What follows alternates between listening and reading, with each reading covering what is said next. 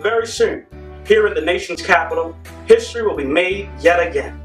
Brianna Patterson, the Northeast Regional Director of National Action Network Youth Movement, where Reverend Al Sharpton is president and founder, has decided to take on a major event. In August 2016, Brianna is planning on having a march on Washington. Only this time, it will consist of millennials. The journey may be long, and the obstacles they may appear, but this young lady is determined to get her voice heard along with a million others. I'm your host, David E. Carter, and this is The Road to 1 Million.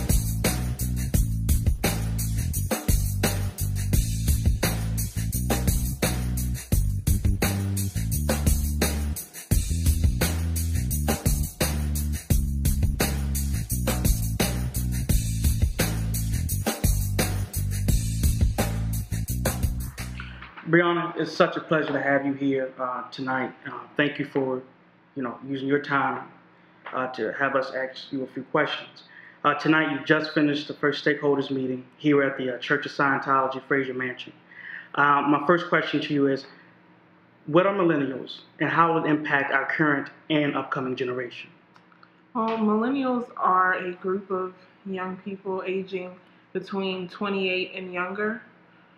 The millennial generation pretty much combines every young demographic, so it doesn't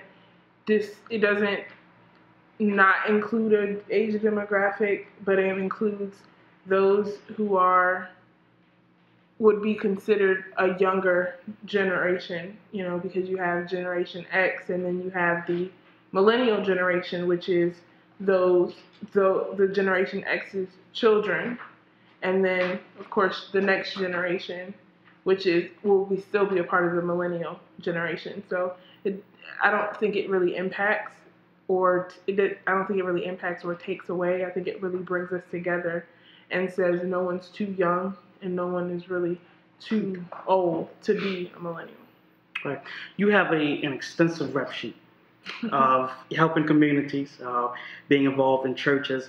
You're even the Northeast Region Director of National Action Network's Youth Movement. How will you utilize your role to let everyone know about this Millennium March, just as the Million Man March? Well, after having our first stakeholders meeting, as you said, we got a lot of different ideas on how we can,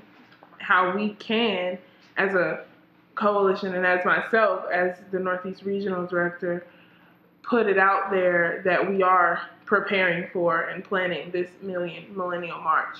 We want to hold different forums about different issues, going out and surveying people about what it is maybe they would like to see on the agenda, or getting the community involved in the process, because I believe that I don't just want to sit at the table and plan, but I like to reach out to the community and say, well, what do you think that this Millennial March what would this Millennial March mean to you?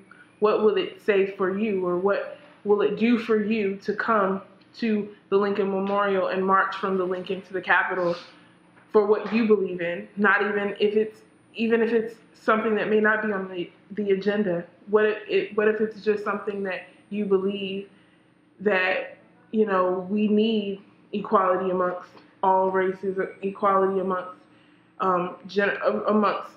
the educational system.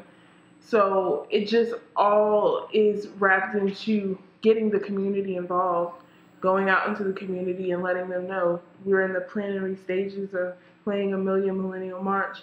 We want your input on what we should put on our agenda, or what suggestions you have of why you would go out and march, or why you would come to a Millennial March. I believe that even taking on a big event such as this requires a creative mind.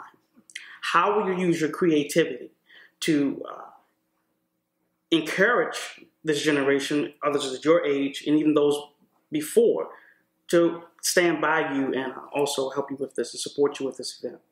Well, as you said, it does take a lot of creativity and it takes a lot of hard work.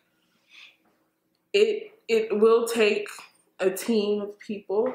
I believe the statement, teamwork makes the dream work. So not only my creativity, but the creativity of the other members of the team, as well as the other organizations that are coming on board, to be able to come together and say, okay, we can use this idea to maybe get a better demographic of this, of millennials to come out and say, okay, we support this initiative that you're pushing.